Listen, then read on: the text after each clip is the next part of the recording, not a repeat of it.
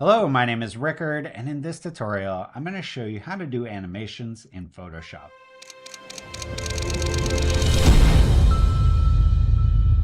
There are two types of animations that Photoshop supports. The first is frame animation, so think stop motion, small changes between each frame, create motion. And then the second one is a video timeline animation. And with this method, you're going to create a keyframe with a state in one period of time, and then another keyframe with a different state, and Photoshop will create the motion or the change between those two states. It's going to be a little easier to explain inside of Photoshop. If you want to follow along, I have included all the assets in a link to this video. The first thing we're going to do is take the photos for our first frame animation. So let's get started. Okay, so I've set up my camera now, just dialing in the focus. And that looks good. Okay, and then here what I'm going to do is I want to make sure instead of having a single frame, I want to have a continuous. And then if we go down, so this shows us how many frames it's going to take every second. I'm going to leave it on 5 frames per second. I want it to be pretty fast. And then what I'm going to do is basically pour in the cream and just hold down the shutter button so it takes a bunch of photos as I'm pouring the cream in. And we'll get a nice visual look here. So here we go. And I'm going to take a couple shots just to be safe. Okay, so looks good. Let's go ahead and start.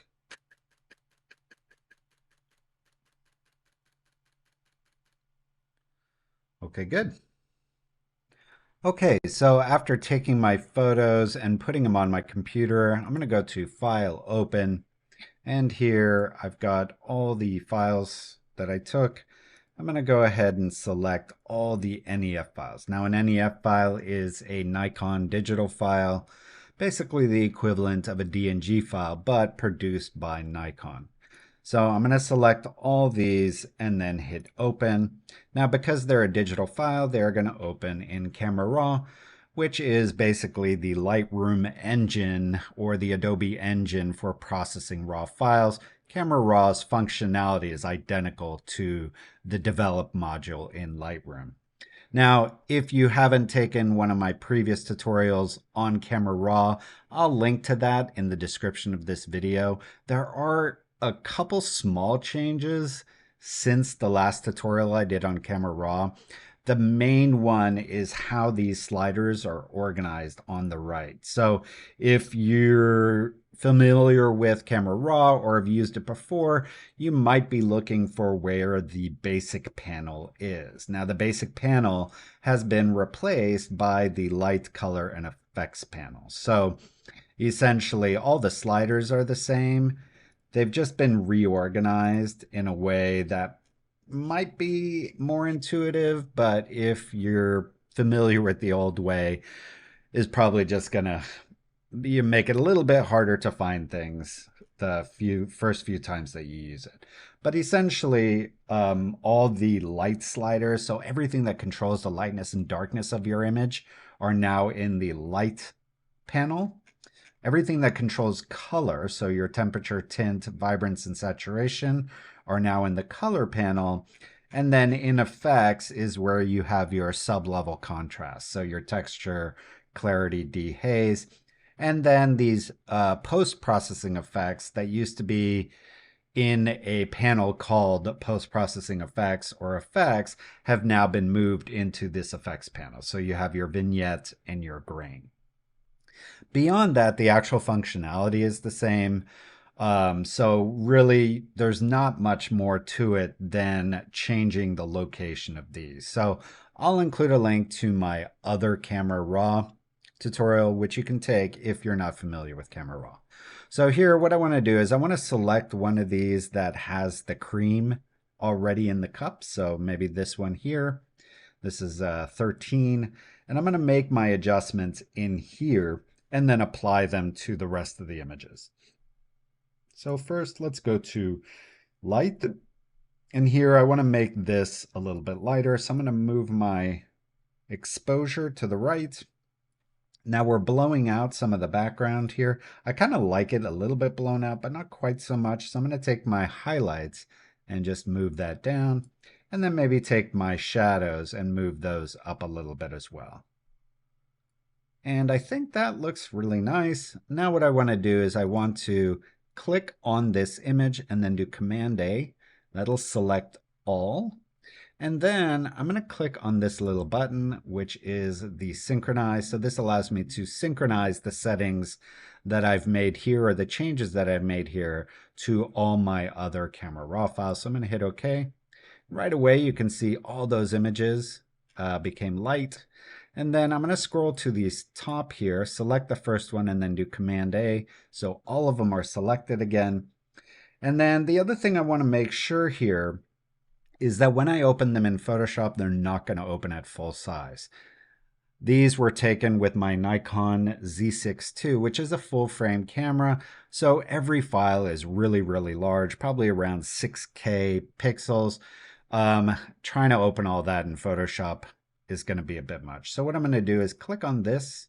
This will bring up my preferences. You can also click on this gear icon up here or hit Command K on your keyboard. Then you want to go down here to workflow, and I'm going to set this to 8-bit. The default for these is 16-bit, so change that to 8-bit. And then here you want to turn your image sizing on and then select long side, and we're going to change the pixels here to 1920. It'll automatically adjust the height based on the longer side being 1920. I want to make sure this open in Photoshop as smart object is not turned on. I want it to just open as pixels, and then I'm going to hit OK. I'm going to click on this and do Command A one more time, just double check that I have all these selected. And you can see up here we've got 27 selected, and then I'm going to hit Open. Now this will take a minute, but what it's going to do is it's going to open all these as images inside of Photoshop. All right, now that everything is open in Photoshop, the next thing we need to do is put all of these various documents into a single document with a bunch of layers. So to do that, I'm going to use a little bit of a hidden feature in Photoshop. If you go to File under Automate and then go to Photomerge, this will allow me to put all of my layers into a single document. So here under Layout, I'm going to keep Auto turned on. And then here, I'm going to go Add Open Files. This will add all the open files here. I'm going to turn off this Blend Images Together and then hit OK. And then Photoshop is going to go ahead and take all these various photos and put them all into one document with a whole bunch of layers. And then as a last step, it's going to go through and match all these up. So this kind of is working as a little bit of a stabilization. It's making all of our frames line up exactly. Okay, so now we have everything in one document, and you can see because our documents or our photos were named with their layer number, these are all in the sequence that we want them to be. Now, because this aligned, you'll see that some of the layers have been moved a few pixels, and that's to get everything to align. So what I want to do is I want to crop this a little bit.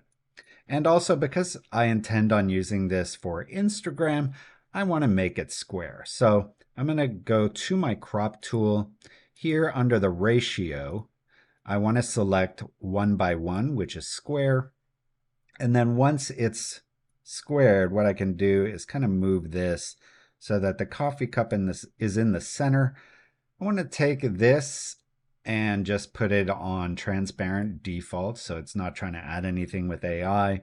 And then I'm going to turn this delete cropped pixels off, just in case I want to do another version that's horizontal. I still have all that pixel information. All right, and then I'm just going to take one of these hold down options so that it's scaling from the center and go in a little bit so that I don't have any of my edges. So I think something like this looks good. Let's hit the check mark. Okay, so now that everything is in place, we're ready to start doing our animation. So let's go to our window, and here we want to open the timeline. And here we have the option of creating a frame animation. If you click on this, you can also create a video timeline. Now, video timeline is a different way of doing animation in Photoshop, and I'm going to show you that with our next project. For this one, we want to use create frame animation. So let's go ahead and click on this. And here you can see it's created our first frame. Now, what I could do is turn this one off, add another frame, turn this one off, add another frame, and keep doing that down the list. But that is really the long way of doing it. So what we can do instead is go to this little menu here and say make frames from layers. And what that'll do is it'll take all of our various frames and put them into the timeline as separate frames. Sorry, all of our layers as separate frames. So if I hit the go button here, you can see this is working in reverse. So I want to take this and now I want to reverse my frames. So again, you can change the sequence of your frames by clicking and dragging their location. But for this, where we have to change all of them, that would take a long time. So what we're going to do instead is go here and click on reverse frames. And now our frames are in the right sequence. And if we hit that play button here, you can see that looks pretty darn good. All right, a few other things I want to show you here on frame animations. First, if you select an individual frame and go to the bottom of it, you can change the amount of time that this frame shows up for. So for example, in this animation, we may want the animation to stop for a second at the beginning and a second at the end, just to let your mind process what you're looking at. So I'm going to hit the stop button here. And just for navigation, you can use these. This will allow you to progress forward or backward a single frame. And then this one here allows you to go to the very beginning of your animation. So at the beginning of my animation, I want to change this to 0.5 seconds. And then on the other end of my animation here, I want to change this to 1 second. Now, if I hit play, there's a little pause at the beginning and then a pause at the end.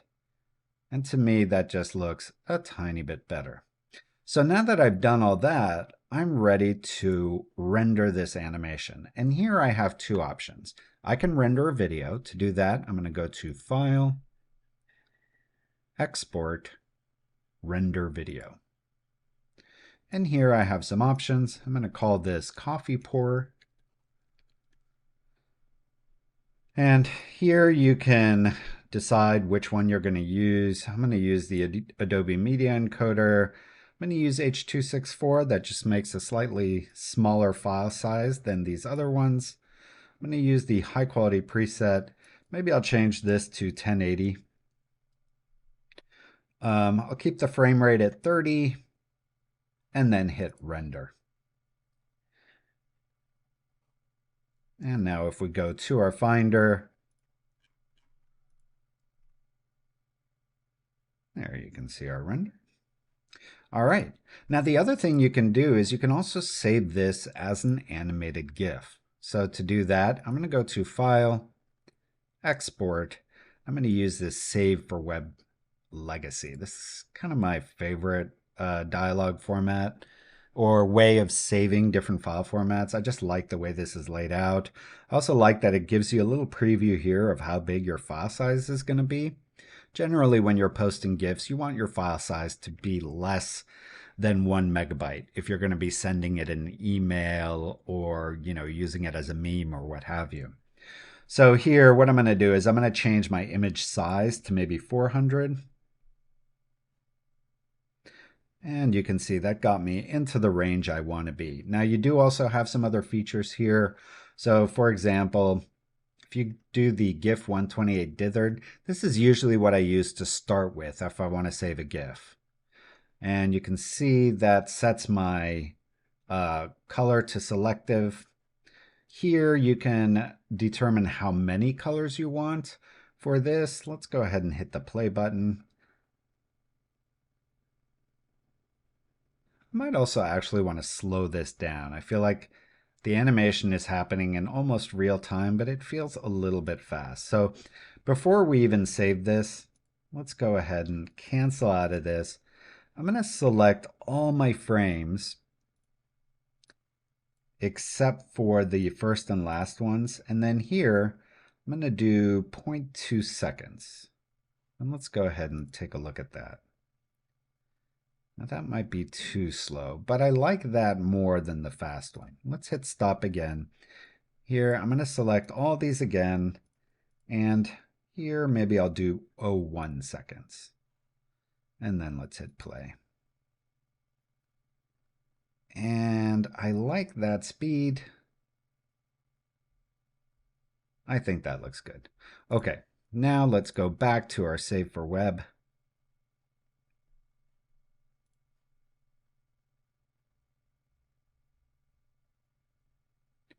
Okay, and then I'm going to hit play here, and I like that a lot more. Okay, good. All right, so now let's reduce our file to 600 or 300. I'll go ahead and keep this to fit view. Maybe we'll do 200. There you go. Okay, so here you can change perceptual. Maybe I'll go to a frame that has a little more contrast or something like this. And just you can see how these affect the color. Some of these really have no effect. It really depends on your image. But you can see there we had an effect on the color. So that's selective. That's adaptive. The adaptive to me looks a little bit better in here. So I'm going to leave it on adaptive. You can also change here your pattern. So this will create a pattern that's consistent. The diffusion will use your image to determine what kind of pattern to use in the background. That's the default, and I usually just leave that on. Next is transparency. Our image has no transparency, so this is irrelevant. But if your image did have transparency, you can use transparency. You can also replace the transparency with a matte. Here you can convert to sRGB. This will keep your colors a little more saturated and they look better for web. So I would recommend keeping that on.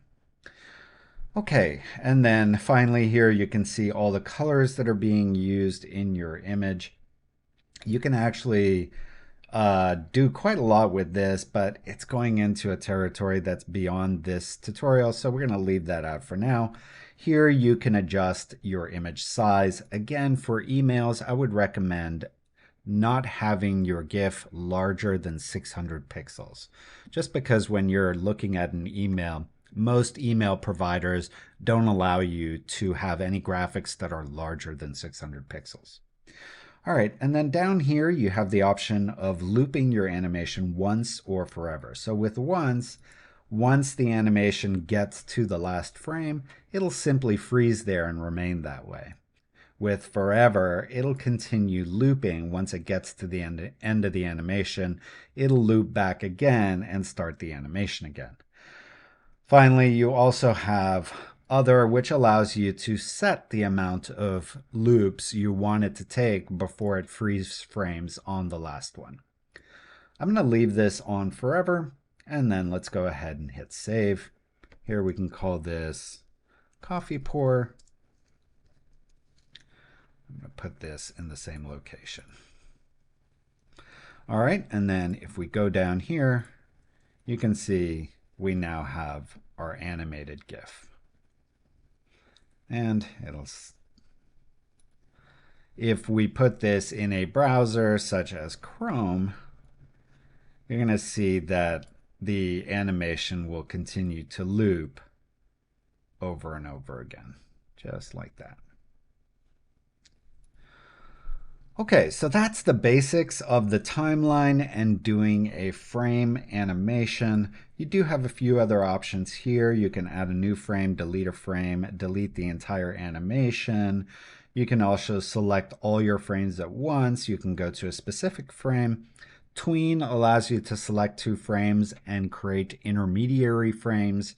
Reverse frames we used, that allows you to change the sequence of your entire animation. Optimize animation, this is something I would recommend you do.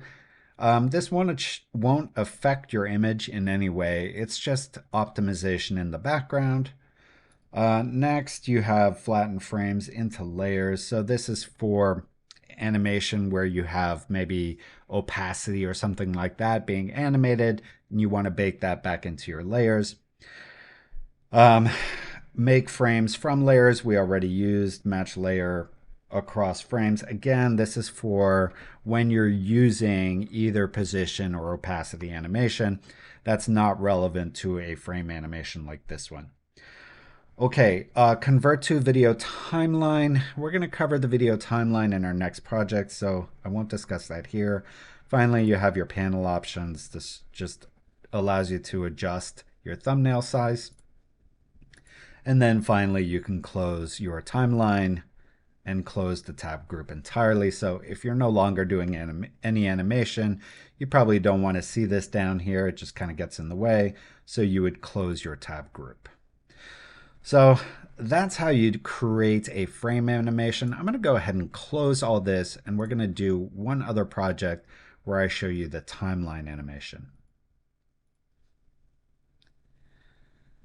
Okay, so for this, I'm going to go to File, Open, and in our Assets folder, if we scroll toward the bottom, you can see some before-after files. So these are all images that were created for the Photoshop Masterclass.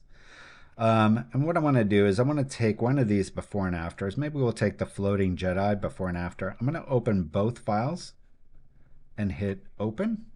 And then here again, I want to put these into one file. Now, because I only have 2 layers, it's pretty easy for me to just take this one, hold down Shift, drag it into here, and it'll land in here and just replace that. So now I have both files in here.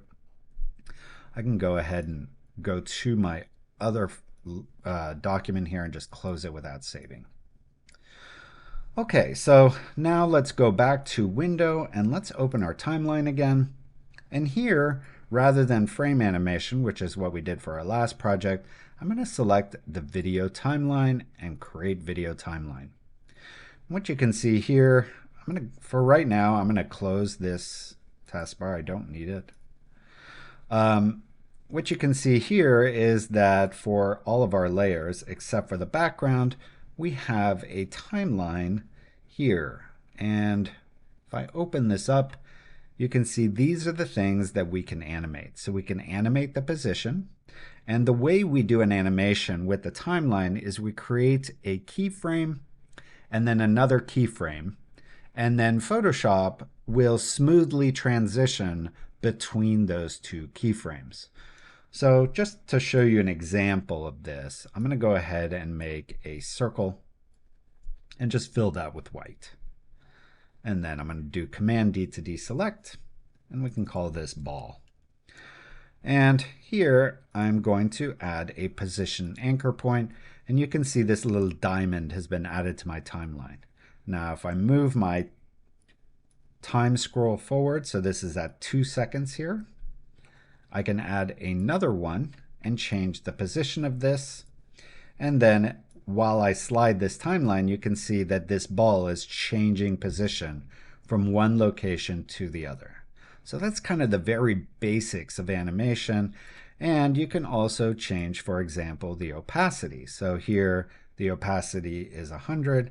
Here, if I change the opacity to 0, you can see that automatically added a keyframe. And now as this is moving, it is also becoming transparent. And then finally, you can also adjust the style. Now we have no styles on this, but if we did, you could adjust it. Also, if we add a mask to this layer, we can adjust the mask or animate the mask. Okay, I'm going to go ahead and just throw this layer away. I don't need it. I'm also going to just fit this in our frame a little bit better. So what I want to do here is I want to start with our before image and then reveal our after image. Now I kind of want it to slide, but I want the transparency to slide, not the entire image. So I could do that two ways. One is with a mask. So if I add a mask to this and then unlock the mask, what I can do is basically fill the mask with black. And then if I move the mask out of the way, you can see that that's revealing my image. So that's one way of doing it. And you can actually see here we have our layer mask position is one of the things that we can animate. So in this case, if I have my layer mask positioned out of frame, so right there, I can click on layer mask position and then scroll to 2 seconds there. And at the 2-second mark, move my mask to there. Let's move it up 1 pixel. There you go. And then as I move this, you can see we have a nice slide between our before and our after. So this is one way of doing it. I want to show you one other way you can do this. So I'm going to go ahead and just delete these, which will get rid of that animation. I'm also just going to delete the layer mask. So I'm going to add one more layer, and we're going to call this our reference layer. And I'm going to fill this with white. And to do that, I'm just holding down Command and hitting delete. That'll fill with your background color. And then what I want to do is take this layer and clip it to my reference. So I'm just doing that holding Option and clipping it. So now if I have my reference layer selected and move it, it's essentially doing the same thing as moving my mask. So with my reference layer, I want to create a keyframe here and then move to the 2-second mark. Move this down to here. And then here you can see what that'll look like. So let's go ahead, just make this a little bit smaller.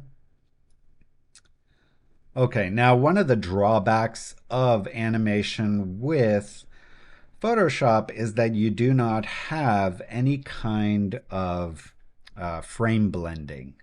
So generally when you are looking at something in Photoshop, or sorry, when you're looking at any kind of animated motion, there's going to be a motion blur. Now we can't do that directly with the animation. However, using this reference layer, we can actually simulate it. And that's by going to Filter, Blur, Motion Blur. And then we're going to set this to 90 and set this to about 150 and hit OK. You can see that that's basically blurred our edge there. And while this moves down, that's just going to look more realistic. So let me hit the play button here. You can see that's what that looks like. Now the only problem here is we have a little bit of the original image left at the bottom. So to fix that, I'm just going to do Command T on my reference layer and make sure my keyframe is on this location here. Just move it down a little bit. And then at the top, I'm going to move it up a little bit. Now you can see that it's starting to show up here. So I'll probably need to make this just a tiny bit bigger with a transform. And there you go. Now it's covering our entire animation. And I think that looks good. Now I don't want this to remain on our after image for more than 1 second. So after 1 second, I want this to stop and start our loop again. So with this little handle, I can control where our animation is ending. So here I want the animation to end there. Now when I hit play, it's going to get to that point, hold for a second, and then from there, if I were turning this into a GIF, I could loop it. So that's the basics of using this. One other thing that you will notice here, I'm going to go ahead and take this background and just make a copy of it, put it at the top of my layer stack here. You can also change where a layer appears. So if you wanted to have this appear here, you can control where this layer appears. The other thing you can do here is you can add a transition, a basic transition to your layers. So to do that, you're going to go up here, and then let's say I wanted to fade with black, take this and just drag this on top of my layer here. And you can see now this starts at black and then transitions nicely into it. To get rid of this transition, I just need to select it in my layer and then hit delete. And I'm also going to go ahead and delete that layer. And you'll notice when I deleted the layer in here, it also deleted it here. So just be aware when you're using a timeline animation this way, like a layer animation, what you do in here will reflect in your layer palette. Okay, so now that I've done this basic animation, I'm going to go to File, Export, Save for Web Legacy, basically do the same thing so that I have a nice before-after GIF. Now, because this is a really large file size to begin with, this is struggling to open and turn it into a GIF preview. So in the future, you may want to reduce your file size, even for something like this, before you save it. The other thing is, if you have this on JPEG, for example, it'll open this Save for Web really fast, but before you go and select the GIF preset, what you want to do is change your file size here to something closer to what you're eventually going to use. Now when I switch to GIF, it's going to be relatively fast because it's only having to process this 100 or 1600 pixel preview rather than having to process a much larger file. Okay, so here is our preview. Let's go ahead and hit play. You can see, I mean, this is almost video quality, and this is 128 color. So this GIF looks really nice, and it's almost just 1 megabyte. So that's a really reasonable file size. I could certainly use this for an email or even a web page. Let's hit save, and we can call this Jedi before after. And let's go ahead and take a look at that. I'm just going to drag this into Chrome so you can see the full animation. And there you can see before and after. So there you have it. That's how you create an animation in Photoshop using either the frame animation or the timeline method. And hopefully through the course of this, you learn some tips, tricks, and techniques that you can use in your own workflows. Now, if you did like this tutorial, please subscribe to my channel, leave a comment, share this video, leave a like, turn on your notifications. And finally, if you're interested in learning Photoshop, compositing, retouching, image manipulation, color grading, check out Nucly.com. I sell professional training for graphic designers and digital artists who are using Photoshop, and also sell assets, presets, brushes, and overlays and textures that you can use in your compositing workflow. So check that out, Nucly.com. Otherwise, here are some tutorials you can check out,